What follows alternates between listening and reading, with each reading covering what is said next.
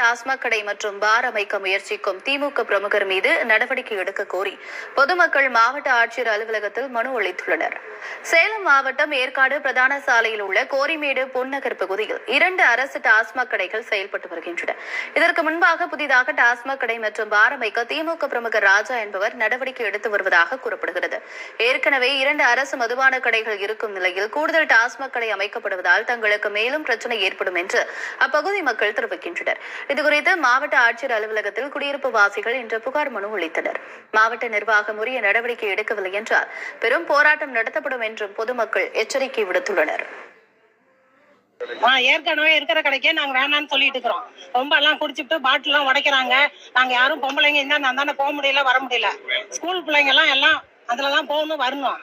எல்லாம் கோயிலுக்கு போறதுக்கு ஸ்கூலுக்கு போறதுக்கு எல்லாருமே நாங்க அங்கதான் போயிட்டு வந்துட்டு இருக்கிறோம். ஆனா போக முடியல. அவங்க வண்டி நிறுத்திட்டாக்க எங்களால எங்கேயுமே கிராஸ் பண்ணி போக முடியல.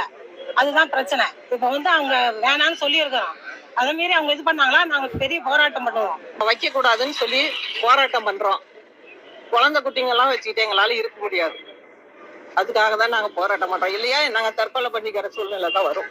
பைனான்ஸ் ராஜா கொண்டப்பனாங்க மட்டும் பைனான்ஸ் ராஜா தான் வைக்கிறேன்னு சொல்லி கட்சியில இருக்கிறாரு. டிஎம்கே கட்சியில. இதனால உங்களுக்கு என்ன பாதிப்பு?